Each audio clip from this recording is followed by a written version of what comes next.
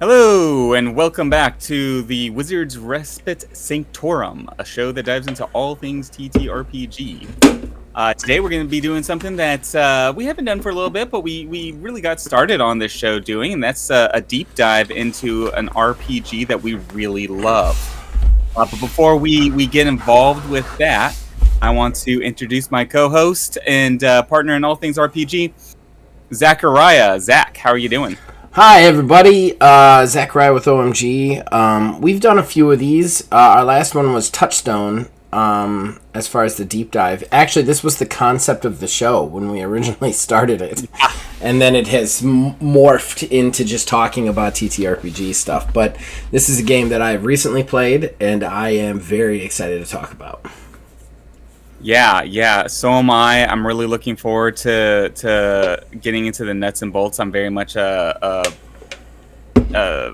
mechanics guy, and I'm really looking forward to unraveling some of the mechanics that this content creator put together. But before we do that, Zach, do we have any comments from last week?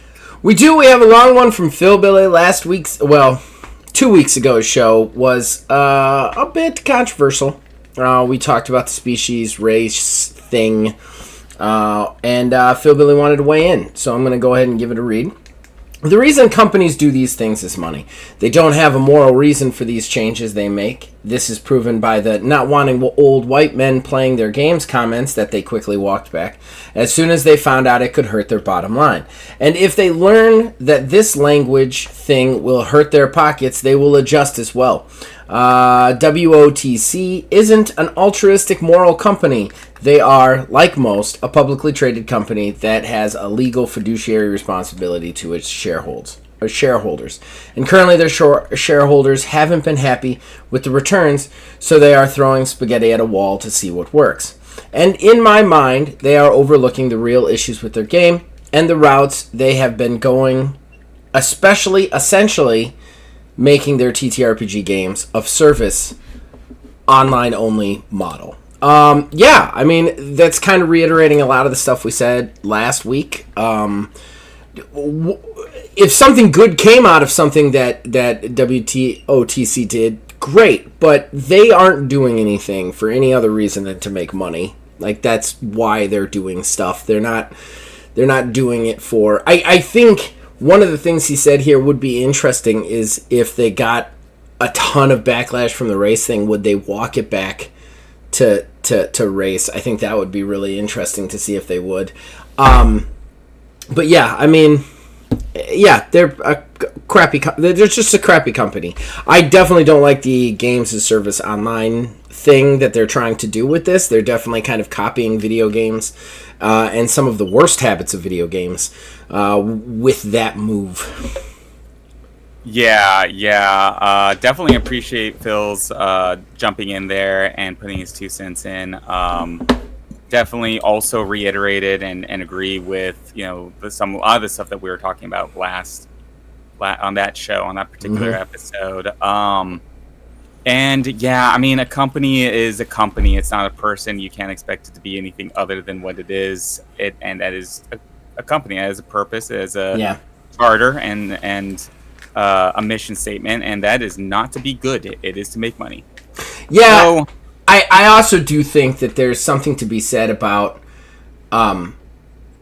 like they would make more money if they did things more. I don't want to necessarily say the word moral, but I feel like that the whole shareholders, like them trying to make money for their shareholders, and they're throwing spaghetti at a wall, but like. The shareholders just want to see money come in. I think what they're doing to try and make money come in is not really the way that they would even make more money come in. I don't think they're being smart as a company, I guess. Even in the amoral company aspect of it, I don't even think they're being smart as a company. I think they're making a lot of mistakes, and they're treating something as something that it isn't, which is a video game. Completely aside of the whole conversation we had last time. They're treating it like a video game when I don't think treating a role-playing game like a video game is going to help it make money, personally.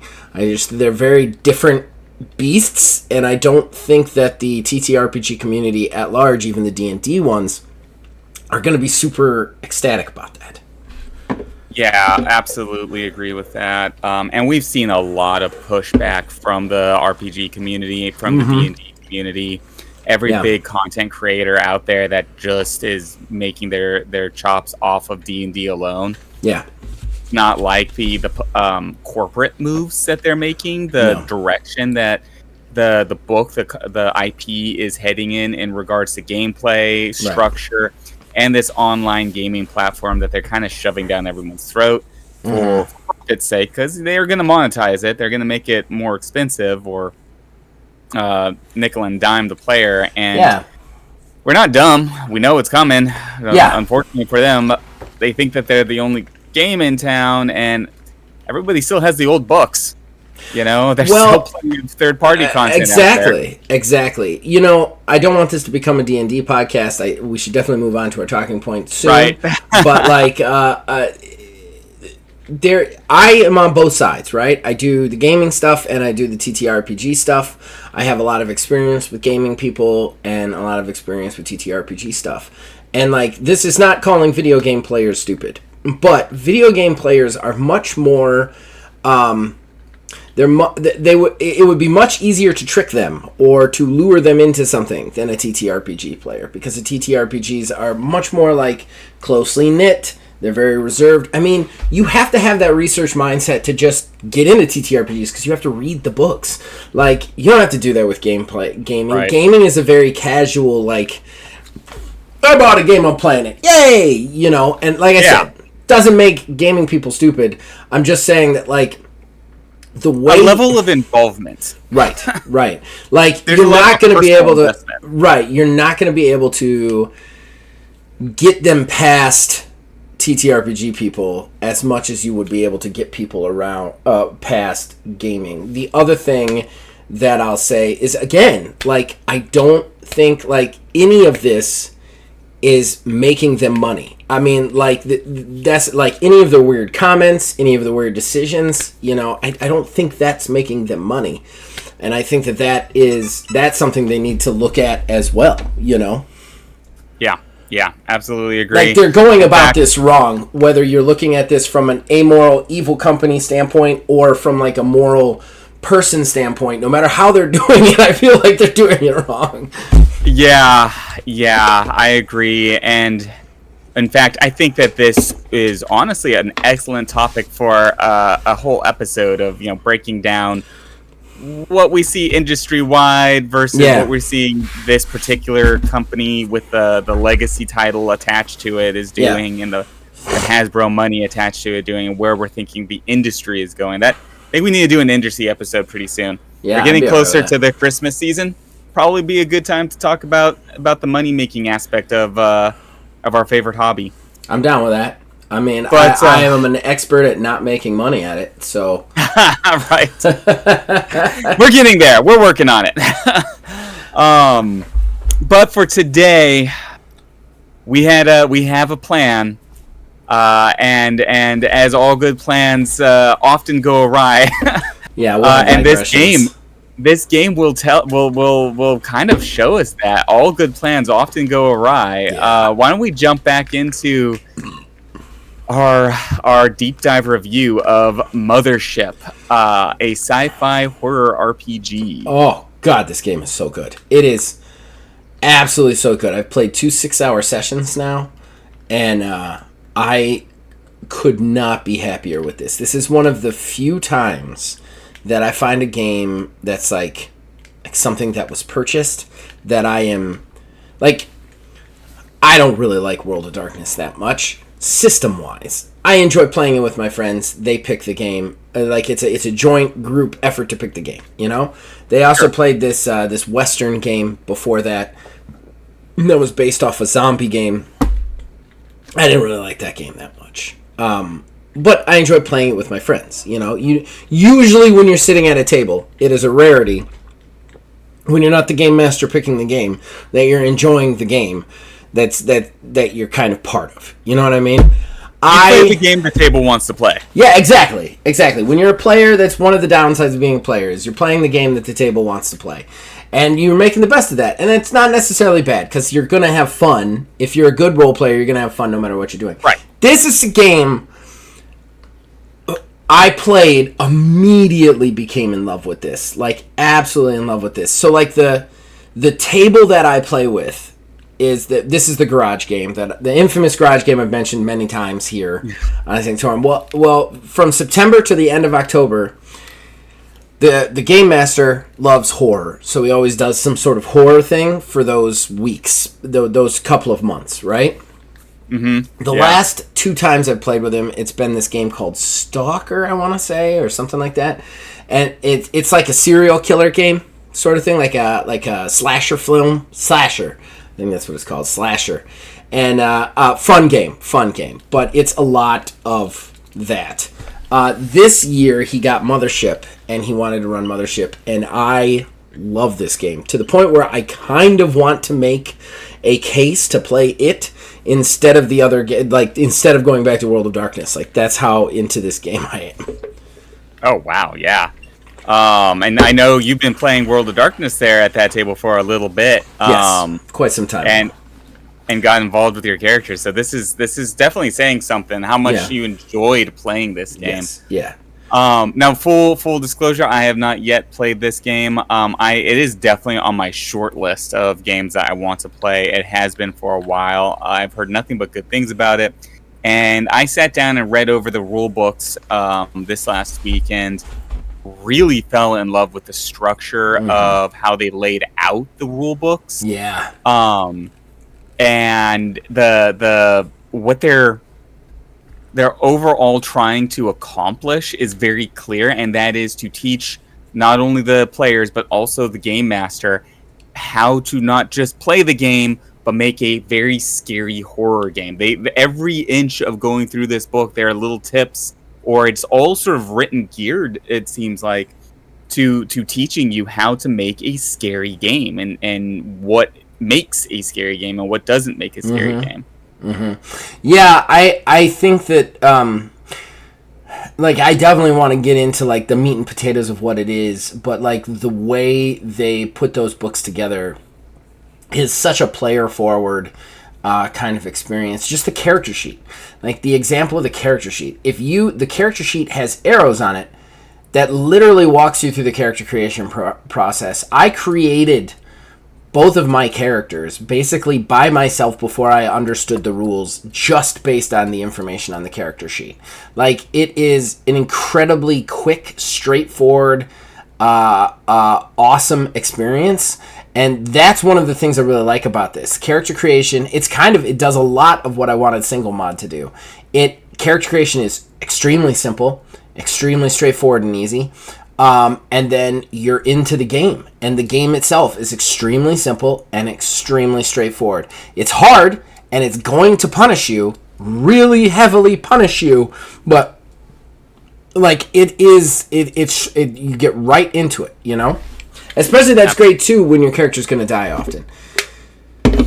You know? Now let me ask you a question. Obviously characters are going to die often. It does definitely, it's one of those games where like, it's pretty apparent. The numbers are playing out very much like you have to pay attention to what you're doing and try to survive, and there are no easy answers. They even, I think, during the section of the book where that discusses how to write out a map for your sort of flow chart of how you want the game to go and the different acts and stuff, everything is set up like when you make a challenge for a character, they're going to have to make hard decisions. Yeah. But on those two sessions that you played, were they completely standalone sessions? No. So the way he's doing it, and usually the Halloween games are standalone sessions because they're like slasher films. Like each session is its own slasher film. Okay. This time he was like, I want to keep it all one session. It's also the first time that the table, because the way we play in the garage, it's the garage plays 3 weeks a month. I cannot play 3 Fridays a month. I can't go to a garage and spend 6 hours my life does not allow for that. So I said I could do 2. So I go 2. And then there is another game that is when I'm not there, right? So basically this time he was like, I'm going to do it all the way through. Everybody's character is the same. If you don't come, that's fine. Your character just won't be involved in like that mission. And he's doing it kind of almost mission episodic to the to how that was his plan. I don't know how well he's pulling it off, but that's the plan that he told me, is that each session is a mission, and then if you're not here the next time, you just don't go on the next mission, basically. He's also running a module, which he's never done before, called Gradient Descent, which is a module in Mothership. It's phenomenal. And I want to say right now, it has changed the way I look at game mastering dungeons and mazes completely and totally. And that's one of the reasons that this game, because just for everybody out there, basically a week ago, I was like, Wizard, we have to review Mothership for the game. Wizard had not read it. He did not know of it. I was like, I've played it twice now. We have to review this. And kind of forced him into it. And he kind of speed read through it to read it. I kind of hijacked the show a little bit for this. But one of the reasons that I'm so adamant about it is because very few times at this point, now that I'm 43, as of probably when you guys are listening to this, that anything surprises me or changes the way I look at something, right? Like, I look at it a certain way, good or bad. That's how I look at it based on my experiences with role-playing games up until now. Mothership changed the way I look at dungeons, changed the way I look at how to create a dungeon, how to form a dungeon, how to have a dungeon, whatever. And it's one of the things I was like, I gotta talk about this on the show. So, what aspect of the game made you feel like you needed to re-examine your approach to dungeon creation? So, Gradient Descent, and I want to disclaimer this as well. I've only played this game. I have not game mastered this game. And in fairness, I haven't actually read through the books. I've just played the game for 2 6-hour sessions. So I understand how it works, but I haven't read them, right? So Gradient Descent, from what I understand, is basically like there is a setting, and it's a ship that you end up on. It starts in a certain place, and then everything else, like where you move in the ship, is procedurally generated. So there's just tons of rooms on the ship that they have written in what can happen in that room, and then you randomly roll like what's connected to the room you're in and which rooms those are, and you keep going through it. And they do it in a way that like it's never going to generate something where you can't move to the next room, basically. Okay. So every time you go back into this ship, and this is why the game master was so excited about it. He's like, because every time I run this ship, it's a different experience. Like, you're going to get different rooms. Like, there's literally like 200 rooms in this book. So, like, every time you go through this, like, you're trying to get a thing, you're going to run into different things. He's like, I could literally run this module from now until the end of time as the campaign if I wanted to, and just loop it. And it would still be something new every week. That's awesome. And that is the thing that changed the way I look at it. A little bit of a spoiler, but not much. Anybody who listens to Astral Drive, it is an actual play TTRPG where I run single mod for Wizard, Philbilly, and Aether Dios. You guys are about to be on a dungeon of sorts, which is the Scalera hive, the hive of the creatures. So here's what I did, and you won't be able to see, obviously, because you can't see me, but I came to realize something. The thing I hate the most about dungeons is the fact that you spend hours and hours drawing this map out, deciding what each room holds, what each room has. Your players are going to bead a straight line through it, and then that will be it. They're going to miss so many things, and it's going to drive you nuts. It always has driven me nuts about dungeons. That's why before now, I'd stopped drawing them up and I just improv them. But that didn't feel right either. So here's what I'm doing now. I created a giant chart of everything that can happen in each different ship that you move through in that dungeon. And then I also made a roll as to whether you get closer to the thing you're trying to get to or if you move laterally. And then that's it. Every room you get into, in fact, I know Phil Billy's going to listen to this, so he's going to get a kick out of it. In fact, because I babysit his kids, I had his 2-year-old daughter roll up the first room. And it's a doozy. So, like, that's the thing. Like, I was like, this is perfect. I never have to worry about regret. I'm just going to roll it every time you go through. And then if I ever want to run that dungeon again, it's 2 pages. I mean, more if you want to spell out what the stats for each thing is, but I figured I'd just improv through, like, if there's hazards or whatever. But yeah. It's just so every room I'm going to be like, here's what's in the room. And I'm just going to take a second, roll it up, and then tell you what's in the room, and you guys have to deal with it. So that's how it changed me.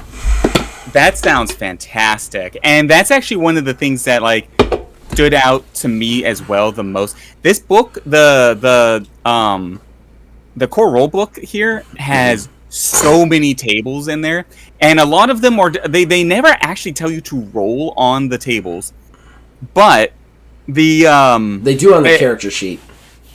Okay, all right. But when you're, like, creating, like, you know, the setting or the monsters or anything, they just have you sort of read through the instructions. But it's obviously available for you to roll on, like, a D100 to a D10 all over this book. That's the other thing. It uses my 2 favorite die sets, percentile and D20. I'm like, oh, this is awesome. Yeah. And yeah, it is. And it gives you so many options, and each one of these options are really well thought out for creating mood or tone, as well as specific obstacles that are the option they give you is broad, so that it is a type of obstacle, but it allows you as the game master to really fill in the tiny details. Like, are you crossing a hazardous, like, area? Well, if you're on a spaceship, you know, maybe that hazardous area is an airlock leak or something like that. If you're on, like, an alien planet, maybe that hazardous location is some kind of, you know, geyser or something that's about to explode. It just depends on you know, the specific setting that you happen to be in, or you even just randomly generated. I can't speak to how my game master was feeling, but he showed me some stuff, and, like, it takes out all the boring parts for the game master. So all you have to do is come up with the fun stuff, you know? Even it even has, like, what you can get at a store. Like, it has that in there as a table that you just roll on. This is what they have in stock, you know? And, like, stuff like that that's just so good. The character creation is all procedurally generated, too, which, from a player standpoint, I really enjoy. I don't think everybody's going to enjoy it because, like I said, there's plenty of people out there looking at you, Build Master, that would much rather do a build kind of thing so that they can kind of, like, work those stats a little bit. That's not really going to scratch this itch because every stat is generated by a roll. And then the only thing you get to pick is what your class is, basically. And then you randomly roll up a patch that's just on your jacket, a loadout, so whatever equipment you have based on whatever you picked class-wise, and then an item that is just important to you. Those don't have statistical values. They're just like, define your character with this. Yeah. Help. It's a tool to help you get your imagination rolling. Yeah. And that's something I saw a bunch in here. All of these things of it, like you said, took out the hard work, and it's just like, it helps you get your imagination rolling. Like, oh, what if I did this? What if I did this? It's just all you're saying as you read through this book. Yeah. Yeah, there's no number crunch. You know what I mean? Like, the numbers are all so simply spelled out. As far as the system goes, it's all it is you have, like, 7 stats, and then those stats have a number between 1 and 100. And you're trying to roll under them on a percentile dice. Right, okay. And yeah. Other than that, you also have a stress that slowly climbs point by point, and you're using a d20 to attempt to roll over your stress to not go crazy, basically. As you panic and go crazy, you acquire, like, mental crap that you have to deal with, like trauma and stuff. And then, it is one of the other things I like about it, though, is if you have a skill and you are not under pressure, you just do the thing. Don't have to worry about rolling at all. Like, it was funny because it was hard for the game master to get used to not making us roll for things, which it would be hard for me too. It's the simple, like the minute somebody wants to do something, you're like, give me a roll, But like if you're not fighting something or running from something and you have computers, you can work a computer, period. Like, you don't have to roll for it. I thought that was a really interesting take on RPGs too. Feels like that would help speed along the narrative quite a bit, speed along the gameplay from moment to moment, and get you from scene to scene, and keep the action and the pacing pretty high. If you don't have to roll for like the mundane stuff. Yeah. But when it really counts, like you're under stress and you have to hack the airlock in order to get out before the monster comes and rips your face off. Yeah, that's when you want to roll, and that's when that's when the you start sweating dice. Yeah. Like it gets panicked. Well, and the game is meant to have a high turnover on characters. Right. Like even their advancement system is kind of like, this character's retired for a year, like they want you to play multiple characters over the course of your gaming experience with it. You know what I mean? Even the ones that survive, they want you to have them come and go. Because to get new skills, to like get training, you have to like go away and get trained for it. So like you're not, and it takes like a year or something. So like you're not part of the story anymore, That's really interesting. And you know what's kind of fantastic about that? You get to really just get a stable of different classes and characters together that you can play. It allows like players. One thing I love to do every time somebody says, "Hey, do you want to jump in a one shot?" I say yes, because no matter what, if I've already played that game, I'm playing a different kind of character. I'm playing a different type of. I want the variety of trying out a new skin, a new ability. And this kind of thing sort of gives you, it's built into the game, it sounds like, and it keeps I guess maybe some of the sting of character death to not a minimum, but to the point where new players that haven't experienced games that are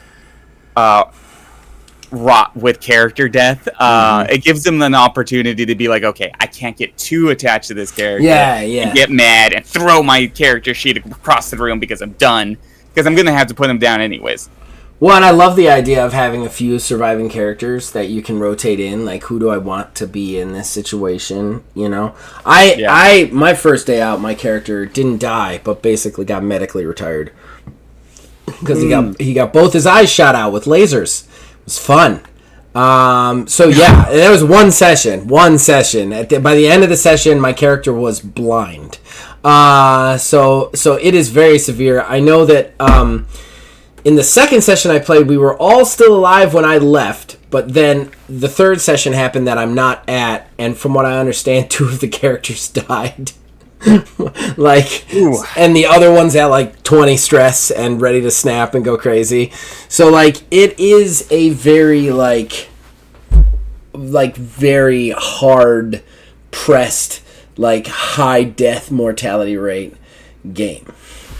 This sounds like so much stupid fun, man. It is. I'm not gonna lie. Like I want to play this game so badly. I've heard nothing but good things, and then talking to somebody who's actually played it, having read through the rule books and seeing why and what they did, like it's really getting me excited to jump into this game. Now I do have a sort of a pivot question for you here. Not a lot of people. I think we maybe have mentioned this a couple of times on the show when we're talking about Ordo. I am a huge horror fan. Yes. I love horror movies. I love horror books. I love horror everything. In fact, one of the first movies I took my wife to before we were just barely dating. The very first movie I took her to was a horror movie because she also loves horror. We both love it.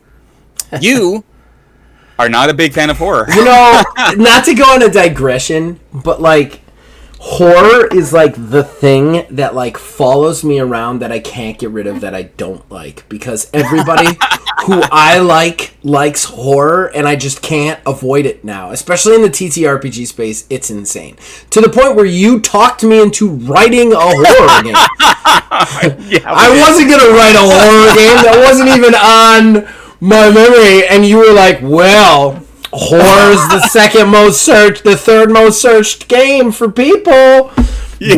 What would you do with a horror game? I don't know, maybe I do this, maybe I do this. Oh, are you starting to like it? And then bam, I'm dragged down a hole to the point where I am now working on my second of 3 expansions to a horror game. I'm playing horror games. I play horror games more than anything else because my normal group loves horror. Like, I can't escape horror for more than like 10 minutes anywhere. It is mind-numbing. But let me ask you though, since you're like, this isn't let's say your forte, your cup of tea, so to speak. This if you're reaching for just any old game to play on a Sunday, horror probably wouldn't necessarily be your straight go-to genre. But you love this game. I can hear it in your voice, man. Like you're excited about all RPGs, but this one's really got you excited. What did that for you, man? What made that transition for you? So I find something interesting now that I've been playing so much horror. Horror games, like TTRPG horror games, are not about jump scares. They're not about like things popping out at you. They're not about like stuff like that. That's not, because you can't do that at a table. You know, you can't just like have Freddy Fazbear jump down on your face. You know, you can't do that. Yeah. So horror RPGs are much more about severity. They're about severe situations. Like, that's what they are about. Very mortal situations. They're about inspiring fear in your player for what's happening to them in this fictional world. Not necessarily, like, actual fear. Does that make sense? Yeah. I love stuff that's about, like, survivalist stuff. Like, just, like, somebody surviving against the elements, somebody surviving when they shouldn't. Like, love that stuff. Love the never give up sort of thing. I love Mad Max, you know? Like, stuff like that. And I feel like horror RPGs are much more like that than they are like a horror movie or a horror show, you know? Absolutely. I will say... Sorry, didn't mean to interrupt. No, go ahead. Well, I was going to say, one of my favorite horror genres for video games, pivoting slightly, has always been horror survivor video games. And for much the reasons why you're sort of talking about, one of my favorite video games from way back in the day was Silent Hill. Very, very horror. They did have jump scares and stuff like that, but one of the elements that I really liked about these types of games is the amount of thinking you have to do in most of these survivor games. It's not about shooting most of the time. It's not about, you know, being a badass. It's about figuring a way through a very harsh scenario, right? Which lends itself well, I think, to RPGs, and probably what I'm hearing you pick up a lot. Characters have to think, they have to solve, they have to find solutions to unsolvable problems at times, and that gives everybody an opportunity to live inside their imagination and each other's imaginations so much, which is great for the hobby, I think. When I was younger, and you can ask anybody I knew, especially when I was younger, when I would do a homebrew, the homebrews were often very, very severe to the players. Like, your character has a very low chance of surviving fights. And the reason I wanted it that way was the one thing I noticed from playing other games, like the Palladium games and the D&D. It is so hard to get killed in those. I mean, depending on the game. I know that Right. AD&D definitely went through some phases where it was like, oh, I took one slight dagger hit, my head exploded, got it. Right. But overall, most of the games are very... I mean, you look at Palladium, you look at every one of your characters has SDC and hit points, and most damage is like 1d6 to 1d8. So it's like you don't... Like, it like, you really takes a lot to take somebody out. Sure. And one of the things that, you know, whenever I talk about D&D and the trading punches feel, I always felt like that was one of the reasons for that, is you had this kind of trading punches feel. Like, when everybody just has this number about like a 30-point amount of times that you take a whack, you die, like, it lessens the emotional connection to the combat and the struggle that you're going through. Right. My whole goal when I was younger was get people emotionally invested. And I wasn't smart enough to know how to do that with game mastering, basically. But I was smart enough to know that if people build a character that they're afraid of losing, they'll be emotionally invested. If their character is always almost dying, they will be emotionally invested. So that is one thing you have with this. It's like you create this emotional investment in your character and what they're going through because it is such an uphill battle, you know? I know that doesn't always work. It can desensitize you to character loss to the point where it's like, oh, here's another one, bye. Here's another one, bye. Yeah. But like if you're really trying to play your character, your character is in a situation they can't possibly survive. One of the things I don't like about horror is all the gross stuff. Like, I don't need the H.R. Geiger, everything vaguely looks slimy and weirdly penis-like. Like, I don't necessarily... Things are always coming out of other things with blood spraying everywhere.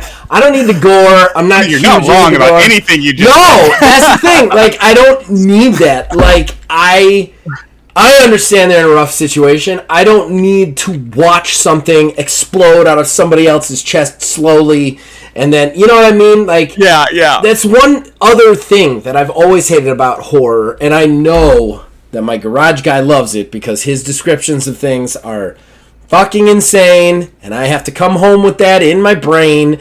But, like, they do this thing where it's like, there's just so much gore and blood, and I don't need that. I know how much blood is in a person. I know what it looks like when they're losing blood. I don't necessarily need to watch something eat another thing. Like, I don't need that. I don't need something with, like, 6 eyes in my grandma's face. Like, I don't need that shit. And horror always goes into that, I think, is the other thing that kind of keeps me from horror. But yeah, this one got me just because of that survivalist feel. That's that thing of, like, your character really has to make the right choices and be in the right situation to survive, and they have to deal with the people around them. Which, I'm not gonna lie, I almost got in a legitimate fight with one of the other players at the table. Oh shit! Because my character hates his character. His character is useless, and the thing is on paper, his character is not useless. It's just the character so far is the only Marine one of our group, so he's supposed to be the fighter. In the first of all, he won't shut up. My character is a wilderness survival loner, and I gave him Croak's voice, so he doesn't even like being around people at all, let alone this guy is an idiot who just never stops talking, the character. And then in the first fight we get into, it's 0G. Our Marine can't do anything in 0G. He almost takes us all out with a flamethrower, blows up his own gun, the flamethrower, almost gets us killed. So my character hates him. Like, he hates him. He doesn't want to be around him. He just, he's like, all this Marine does is tie up the communications. That's it. Like, we should put a bullet in his head and just keep on walking. And, like, so it has caused outside of game, I was like, I just want you to know, I don't have a problem with you personally, but your character is awful.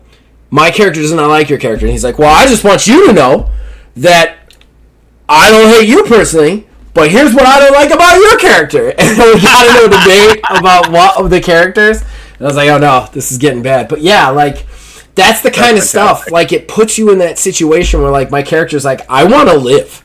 I want to live through this. I want to get to the end. And this idiot is just almost getting us killed every time we go around a corner. Like, I need to get rid of him. To the point where I talked everybody into making a deal with this AI that did not include the Space Marine. And, oh, shit. And then the Space Marine found out, and I was like, I don't care. I want to live, and you're an idiot. like, I don't even care. Like, I'll make the deal again. I don't want you around. Like, it's I like that survivalist aspect. That very severe, like, you could die at any minute feeling. So here's something that you just said. Here's another genre, like, of horror that you just ran down, and that is that thriller aspect. Mm-hmm. So you have the survivor, which could fit into a lot of different, like, genres. Like, what was the 3 basics? Like, man versus man, man versus self, man versus nature. Right. Survivor is often man versus nature, right? Mm-hmm. And that those 3 elements can fit into every single genre and subgenre to some degree. Mm-hmm. But that thriller aspect where people are, you know, on the edge and are constantly pushing against each other and pushing each other's buttons, and at any moment in time something could go wrong. That gives you that little bit of a sense of danger, that little bit of, like, creeping feeling behind you, without having to get into the blood, the gore, the exploding faces, and all of that other stuff, while still maintaining the anxiety and the pressure. I don't mind a cerebral horror every once in a while. I don't like jump scares, and I don't like a huge amount of gore and body horror. I don't like that shit. Right. I just don't. Sure. If you like it, that's fine. Human Centipede, not for me. Not for me. You know? I'll admit, I got a limit. Human Centipede breached that limit real quick. Yeah, no. I can't do that shit. The minute you hit body horror, and a lot of this stuff turns into body horror, like, the minute you hit that, I'm like, I don't. Guys with arms sewed out of their faces, I don't need that shit. And I don't like the gore, but I understand the cerebral aspect of it, and I think that's the thing that you kind of have to do a little bit in RPGs, and they do that really well in this game. Yeah. And they do it I think in multiple ways. Getting back to kind of like a little bit more of the mechanics as I was reading through this. You know, one thing that I really loved as I read through this document was that they have a bunch of tips throughout this book that are just good tips for being a DM, a GM, that any game could use. One of the big ones that I noticed at first was, don't put, like, they were very heavy on puzzles or challenges that characters have to think through. Is very much prominent in the structuring of how you build a narrative in this game, from what I've been reading. But they said, don't put in a puzzle or a challenge that halts the gameplay. So your characters cannot progress through the story if you don't get this puzzle. They can't progress through this story if they don't overcome this challenge. There needs to be another way, some way for them to do it. Otherwise, you just run into this room as a puzzle, and the characters just sit there for the rest of the night. Your players just sit there for the rest of the night, scratching their heads and getting annoyed because they can't figure out this puzzle. That's a great tip. I've heard a lot of game masters talk about that tip, and they've actually built that into the game. They wrote that into their core book, and it's stuff like that I feel like keeps that narrative flowing and gives the game master the tools to create a sense of anxiety, because they're never getting too hung up on the things that prevent gameplay from being fun, like getting lost in a maze that has no exit kind of stuff. Yeah, I really agree with that. And from what I've played, that is definitely the vibe. Like, there was definitely some puzzles we ran into that we interacted with them poorly, and cost. Well, we have one player who just can't stay out of a room. Like, no matter what we say, we're like, just stay out of the room. We gotta find this thing. Let's go up here. He's the one with 20 stress at this point. Like we find a room with, like, a ghost woman, and I was like, nope. No, we just keep moving. Sure enough, Yep. he had to go back into the ghost room and get a bunch of stress and almost get a bunch of people killed. Like, he definitely, like, he did this thing with the AI that he shouldn't have done and almost got us all killed with the AI. That's why I had to make the deal in the first place. Like, but none of that stuff held us up. Like, we could have kept moving. That's one of the things I really liked about it, too, was, I don't want to say wrong, but there was nothing that wasn't prepared for, like, with the rules, which was really interesting to me, because, like, the whole thing was we were supposed to be, like, we're on this ship, we don't understand this ship, or why we're here. We were on a different ship, and we just wake up in, like, cryopods with all our stuff. And, like, then there's an AI talking to us that wants us to do something for it. So, like, to me, when somebody's writing a module for this, they're going to work for this AI. That's what you write it for, you know? But immediately somebody said something wrong to it, and it was like, nope, fuck you. And it was going to come after us. And, like, but that wasn't it didn't feel like the wrong answer. It didn't feel ever like the game master was like, I don't know what to do next. It was just like, well, now you got to deal with this.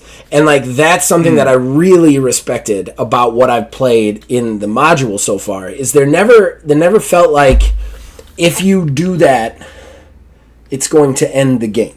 You know, like, I won't know what to do. The module doesn't cover this.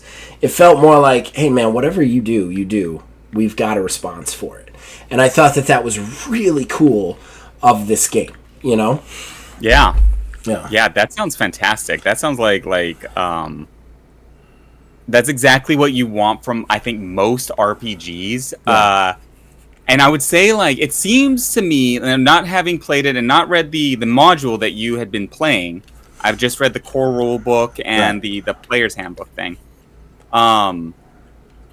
It seems to me that this game is very much set up for it to be, like, your Dungeon Master's running it, episodic, and which makes sense. If you definitely want to head towards a conclusion, they give you a 3-act structure in the core rule book, or not a 3-act, a 5-act structure in the core rule book to how to build a session. Yeah. And they do make it clear that this is, like, kind of for session 1 a little bit, and you can play around with this act structure as you become more comfortable with the game. And you know, these are the rules that are meant to be manipulated a bit, but they're very much setting it up for it to be concluded relatively quickly, which makes sense as character progression. As you were saying, the character needs to step aside for like a year, and now you have to roll a new character for the next mission and the like. So it seems like the flow is all geared towards getting you through this one scenario, and then you're done. Let's move on to the next scenario. Yeah.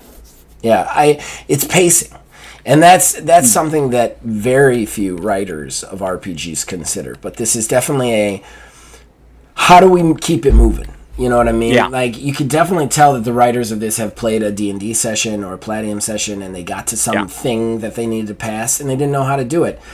And nothing in front of them was telling them. The other thing is, too, with puzzles... excuse me, guys, sorry. With puzzles, what's tricky about puzzles is your brain just doesn't work the same way other people's brains do, you know? Right. Like, and something you're writing down that you're like, oh, this will be a cool puzzle for them. Your friends might not even fucking connect to those dots in their head. That doesn't make them dumb or stupid or anything. It's just everybody thinks about things very differently. They get things very differently.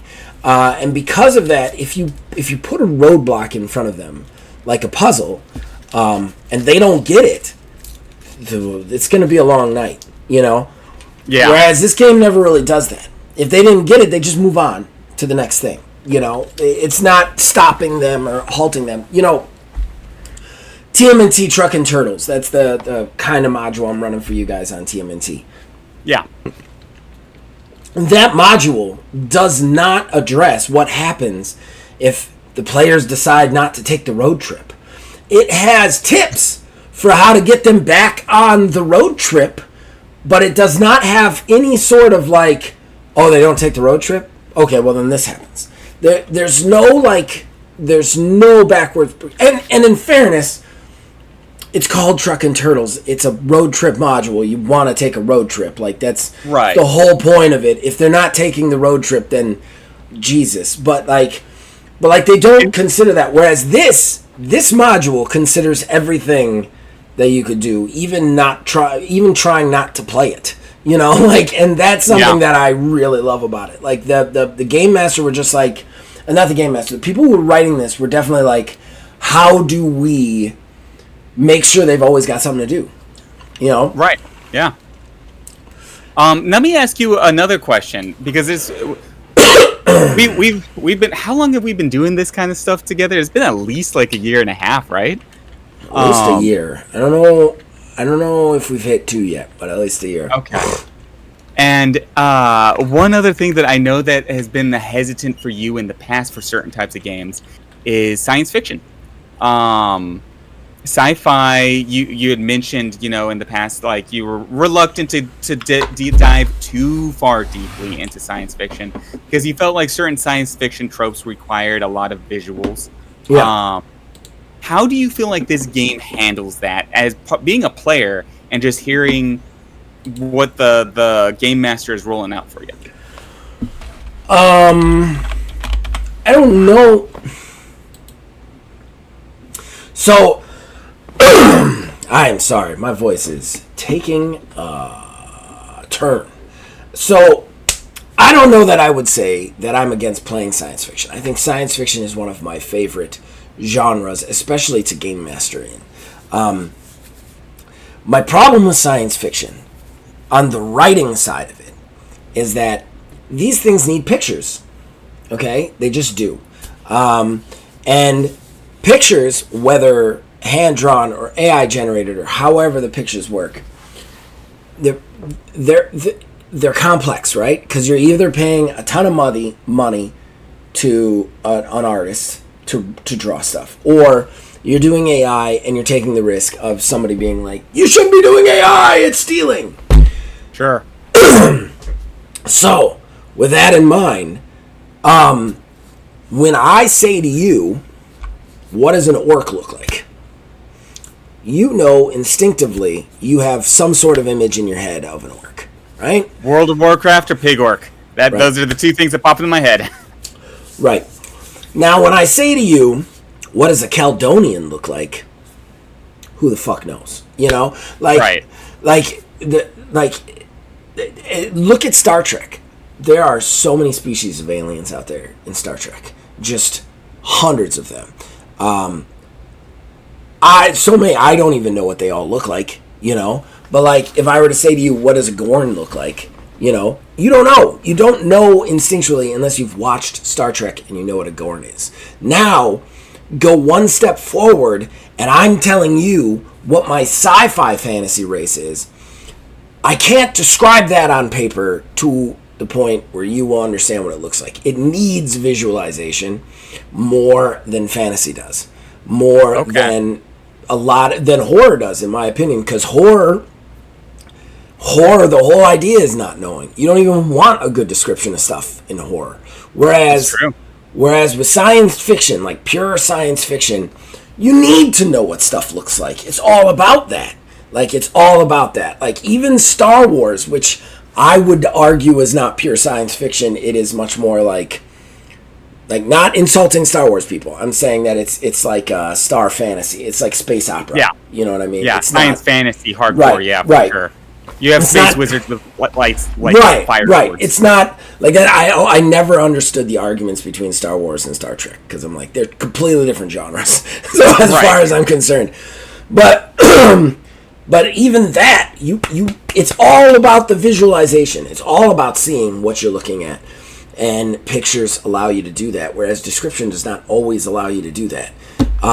With this, it's horror. You don't want to know what it looks like. I don't want to know what it looks like. Like, seeing it in my head is going to make it so much more horrifying than what it would look like on a piece of paper anyway. It sidesteps the sci-fi aspect. That challenge with sci-fi in this game is sidestepped by the horror aspect of draping the monster in shadow. You never want to see the guy in the rubber suit kind of trope for a horror movie, and this game kind of makes that consistent. You never necessarily want to see until the very end what the creature is doing or what it looks like or the claws, and by then you're too busy running away from it to really care that much. Exactly. Like I don't think that like with horror its greatest strength is the unknown. You know? Yeah. With science fiction, it's its greatest weakness. You know? Like, you want... Like, with horror, you're going to be scared of things you don't understand. With science fiction, the whole idea is to understand it. So, like... Mm-hmm. Like that's the problem with that. And that's why I've shied away from writing science fiction as far as a game designer. Because... to write science... Like, I wrote Astral Drive. You guys like Astral Drive?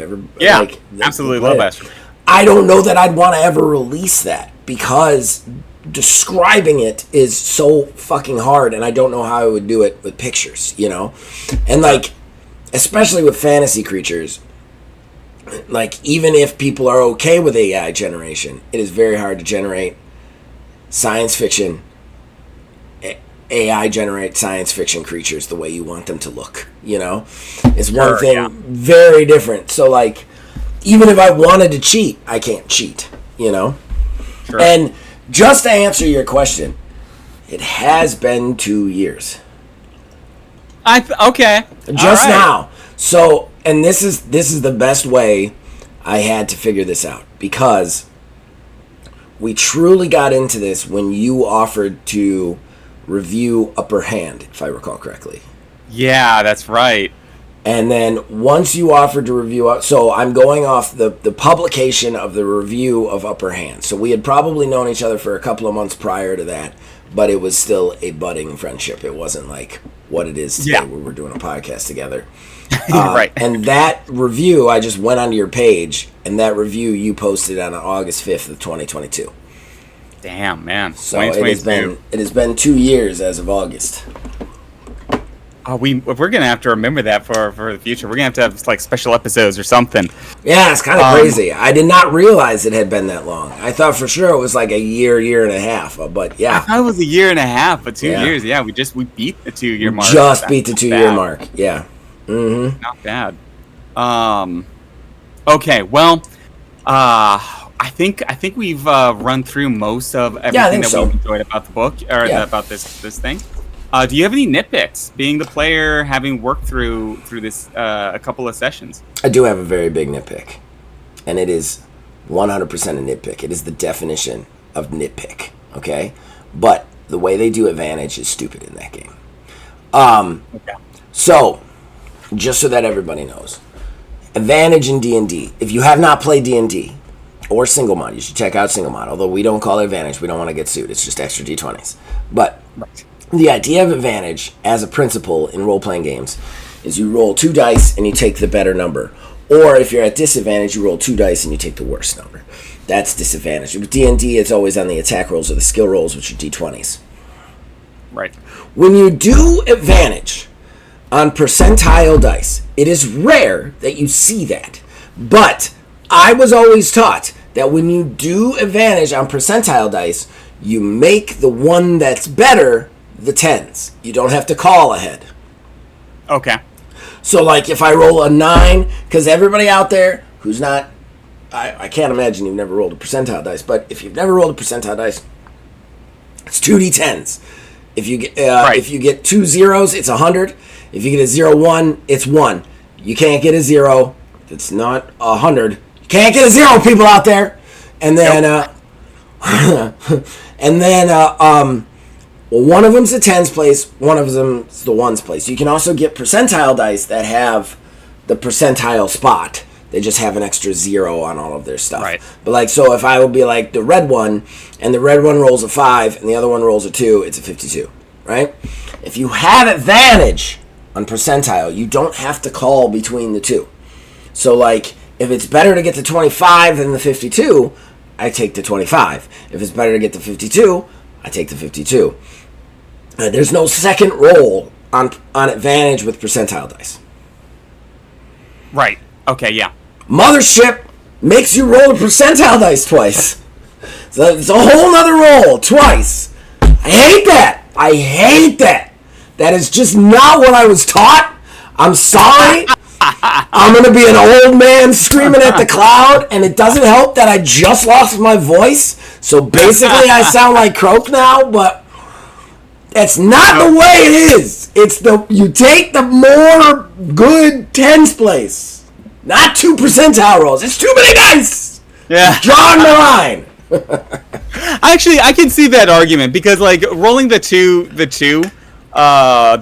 dice does like slow things down a little bit, and it's a little easier to get things muddled, especially when it's late or you've been playing for a real long time. Yeah, you always kind of keep something like kind of ergonomics in play here. Like how much like brain power am I expecting my players to utilize? Yeah. Which is why like in Dungeons and Dragons, I'm the Dungeon Master. If you hit a natural 20, you're supposed to get you're supposed to roll your damage dice twice and add those two together, and then add your strength modifier to it. Yeah, it is. But then you add your strength modifier to it, or whatever other modifiers you have. Shouldn't you just roll the dice once? Yeah. It's just so much easier. Come on, D&D. That's D&D for you. Taking a simple, easy concept and overcomplicating it. Yeah, exactly. D&D, man. And so anybody who wants to know why I don't like D&D, that's it. That's the nutshell reason. It's like double damages. You roll the dice twice. You take the straight. No, you just roll and you do times 2. Double it. Yeah. And that's it. Fast. You're just moving fast and less brain power because you want them thinking about other crap. You don't want them doing math. You want them thinking about their character, or what they're going to do, or that puzzle, or the thing that just happened. Exactly. Other than that, I definitely get that. I don't really have any nitpicks. I will say that character advancement, I think, might be just a little bit too hard. I think that there should be some way to advance your character a little bit, because as it stands right now, to advance your character, you basically have to give that character a year off, and I don't mind that. I like just the role-playing aspect. We've talked about that before, but I think that would put off a lot of players. Like, a lot of players, that's the reward. You know what I mean? Like, for surviving the mission is you get some point somewhere. This doesn't give you anything. The rules as written. Yeah. Rules as written. I mean, there's always way of, like, just being like, okay, a year later, everybody comes back together. Right. But rules as written, like, I can see what you're saying. I would love it if they did it so that, like right now, in our campaign right now, I know we're going late, we're trying to end, but in our campaign right now, just like I was telling you, the Marine that's having a bad day. The reason the Marine is having a bad day is he didn't take 0G as a skill. So everything he rolls in no gravity is at a disadvantage. So everything is at a disadvantage. So every time he's in a fight and it's in 0G, he's just fucking up left and right. That's why he looks like an idiot. And I get that if we ever manage to have a fight not in 0G, he'd probably whoop everybody's ass. But he's not, so he just looks like he's fucking everything up. Gotcha. If we could do it to the point where, like, he survived the mission and he had all that time with the 0G, he could take maybe a point in 0G. You know, like, make it roleplay based, that it, like, you did this skill a ton on the actual thing. I'm going to award you this skill point. You know what I mean? Like, I think that would be something. Obviously, this game's skills are very, like, there's not a lot of them, and a skill point is a huge difference. So I understand why you couldn't do that every session. But I feel like there should be some sort of mechanic in that, so that, like, the Marine can go, I survived, I was floating around fucking up all day, I think I would have learned how to work in 0G just a little bit better, you know? Yeah. No, that makes a lot of sense. Or maybe even like a common man skill point to where it takes the advantage away. You don't get the skill bonus, because every skill you have gives you a bump to your stats. So, like, if you have a skill, it gives you a plus 10. And then if you have an expert skill, it gives you a plus 15. And then I think there's one level over that gives you a plus 20 to your stat, right? Yeah. But instead of that, it just, like, you've done this enough to the point where you don't have disadvantage in it anymore. You don't get the bonus, but you don't have disadvantage. So, like, you can competently fight in 0G without having that disadvantage, you know? Yeah. I think that would be, like, something like that, you know, would be helpful. For sure. That's it. That's all my nitpicks. Okay, for my nitpicks, not I haven't actually played the game. I've just read through the book. Going through the book, it's hard to find nitpicks, honestly, in Yeah. this type of game. My biggest thing, and there's a lot of games that do this, and it really is getting down to nitpick stuff. Yeah. I mean, honestly, this book looks beautiful when you read through it. There's really cool art in it. Very, like sci-fi, but like lo-fi sci-fi kind of art. I guess there are a couple of sections, and this is a me thing. Some of you are going to agree with me. Some of you guys out there are not going to agree with me. I think, Zach, you're not going to agree with me on this one. There are certain sections where they have a single column for a portion of the page. For me, single columns hurt my eyes. That's where it's just one big block of text going from the all the way from one side of the page all the way to across. Yeah. Instead of having at least 2 columns or 3 columns. I do a lot of my reading on these types of RPGs on like a Kindle or a tablet or something like that, and so I have to zoom in, and so that when I have to do that to see it, I have to scroll to the side to see the rest of the content, and then I have to scroll back, and then I go a little too far, and then I go back a page, and it's just like it bugs me. But that's me. That's a me problem. I acknowledge that. And that's really from this perspective the only thing I was able to really nitpick on was bothering me. There's so much good in this book, and I just, without having played it firsthand like you had, was hitting that wall of like, man, this is fucking good. I really want to play this game. Yeah, I think the problem with the column thing is because the original book is like upper hand book style. Like it's a smaller book. I think that's why the one column thing, like the actual book itself, is not like RPG sized. Okay, that makes sense. Like you remember how Upper Hand looked, right? Yeah. Like the book size was like a small pamphlet size almost. Yeah. That's what this is. So I think that's why that is that way. I understand your pain though. I'm not necessarily against it or not. I can't write in columns. I have to write full page. And that's why I end up... It sucks, because Wiz is our editor and has been for the last, basically, year and a half. So, I have to literally... Everything I write up as a full page, I have to send to him in the way he hates to read it. But, and be like, make this whatever you think looks good. But I just have to write that way, Sure, yeah, for sure. And writing, honestly, in columns is harder by far than reading in columns. I will definitely acknowledge that point. And switching it over from an editorial standpoint, by the way, out there, isn't that bad or hard at all. It's just when I sit down and read it on my Kindle, and I prefer reading things in paper if I can. It's just, not every book is available in paper. Yeah. And you can't print this stuff off because it gets stupid expensive sometimes. I mean, Single Mod and Ordo isn't available in paper, so get it. You know what I mean? Yeah. I get it. It is what it is. You got paper is expensive. Weirdly, it's very expensive to publish in paper.